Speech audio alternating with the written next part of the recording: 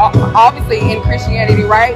God does not operate in confusion. There are so many souls that have literally walked away from God because of the fact that you could not even own what your church did and the hurt that they did. You stir up dissension. Oh. He's the kind of guy that would say, hey baby, let's get away, let's go someplace, huh, where I don't care. Hey, what's up, you guys? This is WD3. This is your Hill Report News Break. Well, looks like we got another crooked preacher alert. It looks like down in Baton Rouge, Louisiana. Who listens to these guys? Anyways, this guy was focusing on the youth. He was going from school to school, recruiting youth with his flirtatious young mid 20-year-old recruiters to get teenagers underage to go and participate in a sleep-in under the cover of the church. In those sleep-ins, he would invite others from outside of the community, like gangsters and those who are willing to take advantage of those young students. And a lot of times, well, what they would organize is called sleep-ins. Really? Sleep-ins for young people? So, yeah, hundreds were abused in these so-called sleep-ins. Ladies, one lady testifies that I'm going to show you the clip that, you know, a lot of these people made decisions that would affect the rest of their lives in these sleep-ins, facilitated by the pastor. And he claims that no, we never did anything wrong.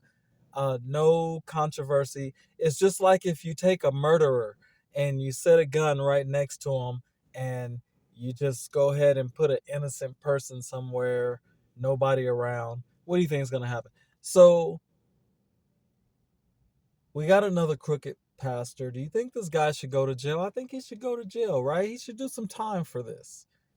Not just get booted from his congregation, but literally go to jail for trafficking, right? WD3 Hill Report News Break. I'll let the people tell the story, and I'm learning just like you guys are. Tell me what you guys think. Comment. Like, share, subscribe. That's the whole point. Let this channel grow. It's WD3 Hill Report News Break. We're out. And I'm sure you guys are leaned in and care what I think about it. So I have read, obviously, the articles. And it's broken my heart to see the different accusations. And I'll say right off the bat, some are true, many are not. But I do know this about our ministry, as I spoke earlier. Nowhere in the world is there a church that people can say it's a pinnacle of character and integrity like Bethany has been. For 58 years, our church is without scandal. Not to our glory, not to our credit, to the glory of God, and by His grace, we have made it thus far.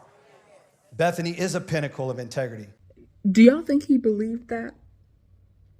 Do you think that he believed that?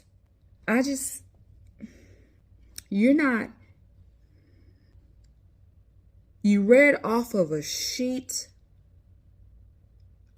You're reading off of a sheet of paper to make sure you don't say anything that could incriminate you guys. The truth doesn't need a protection. The truth doesn't need protection. But I know what you're doing is you're hiding generations of abuse and scandal and, so you got to make sure you got to be safe. And it's very sad that you are choosing to deny our truth, to deny the truth that's actually happening, because we are people, we are victims, so to just say that oh, some is true, but many is not true, without even trying to reach out to us to hear our stories. It's sad. It's very sad. Thank you. So Bethany and Baker, 220i was definitely a cult. Now that I think about it. Bethany. Let's get into those damn lock-ins that we used to have when I was in middle school. Cause what the?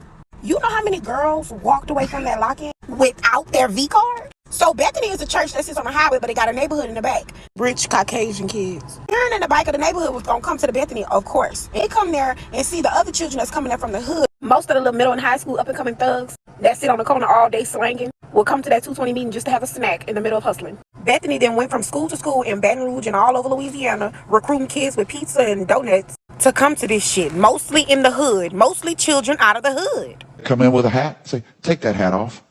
They look at me like, who are you? I'm in charge. I said, take that hat off or get out. Most of the volunteers was like 20 or 21 all the way up until like 25 or 26. Like literally, they would be literally fucking with the girls from high school that the church went and recruited to come there to participate in the 220i meeting. The rich privileged kids already went to the church, so they didn't have to recruit them. They had 1,000 bathrooms and all of them got utilized. The children in the bike of the neighborhood was gonna come to the Bethany, of course, and go to the 220i meeting. They come there and see the other children that's coming there from the hood, the little black girls, and they take them back to the house. They even had one girl with the school without pregnant. What does in heaven gates and hills flames mean? Why was we saying this? And then y'all had nerves enough to want to take trips to Africa and all these different countries and try to spread your word and spread your opinion. And y'all in the comments, don't ask me why I'm talking about it now. I'm talking about it now because I'm grown now. The fuck you mean? I was a kid then. I enjoyed the shit. I actually had fun. It was fun. But now that I'm grown, I know that shit wasn't right. A bunch of adults allowing a bunch of badass kids out the middle of the hood around a bunch of rich ass children, and then they start mingling amongst each other and serving each other in ways that we shouldn't be serving each other. Because I went there for a long ass time. When I was about 17, that's when this grown ass, about 30-year-old men tried to fuck with me. But that was way after the 220i shit. They just got a bunch of weirdos in that bitch.